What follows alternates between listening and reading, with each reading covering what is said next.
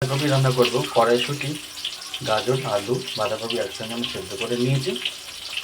ফোড়নে গোটা গরম মশলা, তেজপাতা, গোটা জিরে আর টমেটো দিলাম একটু লাল হওয়ার জন্য। মশলাটা এর সাথে একটু কষিয়ে নেব। নুন, হলুদ, ঝাল, গুঁড়ো লঙ্কা, জিরে গুঁড়ো নিয়েছি। মশলাটা দিয়ে দিলাম। এবার মশলাটাকে ভালো মতন কষিয়ে নেবো। এর সাথে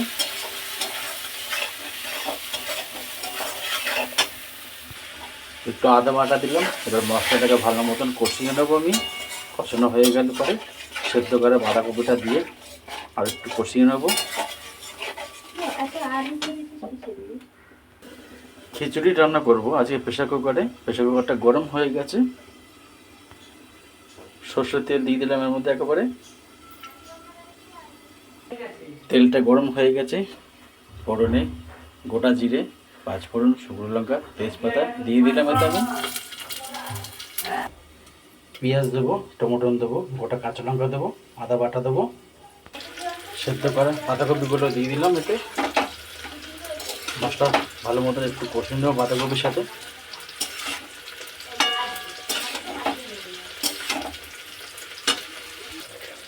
কেটে রাখা আলুগুলো দিয়ে দিলাম এর মধ্যে। আলুগুলো এর সাথে তো ভাজা হয়ে যাবে। ছোলার ডাল আর মুসুরি ডাল ভালো করে ধুয়ে নিয়েছি। এবার ছোলার ডাল, মুসুরি ডালটাকে দিয়ে দেবো এর মধ্যে। গোবিন্দভোগের চাল আর মুগের ডাল ভালো করে ধুয়ে রাখা আছে, একসাথে সব দিয়ে নেড়ে ছেড়ে নেবো। আদা বাটা, টমেটো, কাঁচা লঙ্কা দিয়ে দেবো, জিরে গুঁড়ো, নুন, হলুদ সব একসঙ্গে দিয়ে এবার কষিয়ে নেব। মশলাটা ভালো মতন কষানো হয়ে গেছে। এবার সেদ্ধ হওয়ার জন্য জলটা দেবো আমি। প্রেশার কুকারে ঢাকাটা এখন দিয়ে রেখে দেবো। বাঁধাকপি চচ্চড়িটা আমাদের হয়ে এসছে। এতে একটু সামান্য ঘি আর একটু সামান্য মিষ্টি দেবো টেস্ট হওয়ার জন্য। বাঁধাকপির চচ্চড়ি আমাদের হয়ে গেছে। আমি একটু মিষ্টি আর ঘি দিয়েছি টেস্ট হওয়ার জন্য। আপনারা এরকমভাবে করবেন, খেতে খুবই ভালো লাগবে। আর প্রেশার কুকারে খিচুড়িটা আমাদের বানানো হয়ে গেছে। আপনারা এরকমভাবে করবেন, খেতে খুবই ভালো লাগবে। আমি একটুখানি ঘি আর মিষ্টি দিয়েছি টেস্ট হওয়ার জন্য।